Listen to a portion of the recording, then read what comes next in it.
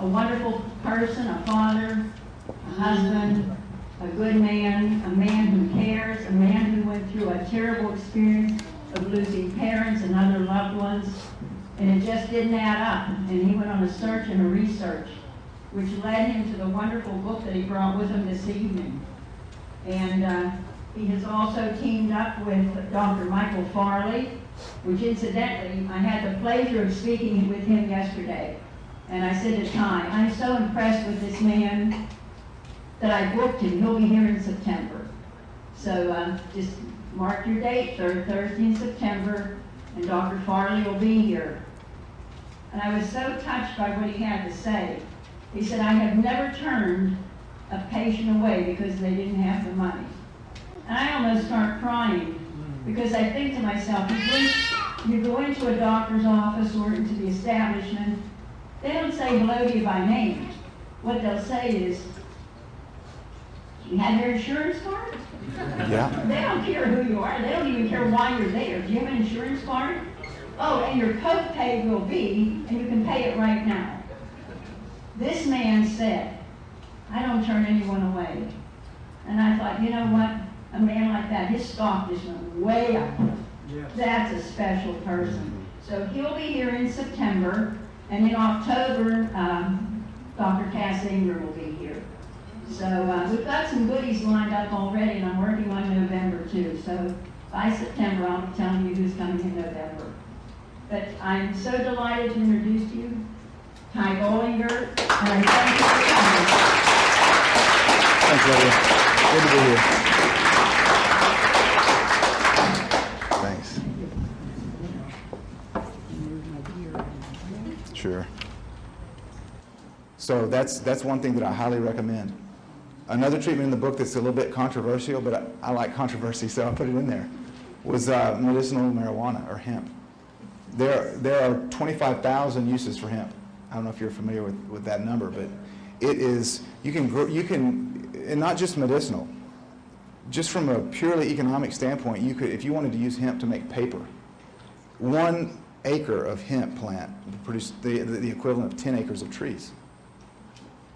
The Declaration of Independence and the Constitution were both written on hemp paper. Thomas Jefferson and George Washington grew hemp. It's not an evil plant. Okay? It may have some detrimental effects when you smoke it, but you don't have to smoke it to get the medicinal effects from the herb. Okay? You can make a tincture with the oil, and the hemp oil is fantastic. As a matter of fact, until the 1930s, hemp oil was carried in all the major U.S. pharmacies. And it wasn't until Randolph Hearst, who owned Hearst Manufacturing, he had a bunch of paper mills, and he also owned Hearst Publishing, which published most of the newspapers across the United States. It wasn't until he began to see that hemp was a threat to his industry because of the fact that it would make better paper than his lumber mills, that hemp was outlawed. And that's another story, kind of like the AMA with Rockefeller, but you can read about that. You can go out and do a research. I've written on it. By the way, my website's www.cancertruth.net. Cancertruth.net. You can read about it there. I've written on it. It's in the book as well in the medicinal marijuana section. But it's not an evil plant, okay? I'm not saying you go out and get high, but there's a lot of ways to get the medicinal benefits from a plant without smoking it. And 1974 was the first study that I'm aware of that was done on it. The National Institutes of Health hired the University of Virginia Medical School to do a study on hemp. And they wanted the conclusion to be that hemp causes cancer. Unfortunately for them, the study showed that it actually stops and reverses several different kinds of cancer. I can't remember the number of types of cancer, but I think it was 3 or 4. They buried the study. The DEA came in and buried the study. They didn't want to release it because it actually showed that hemp's good. The medicinal values of hemp are very good for cancer.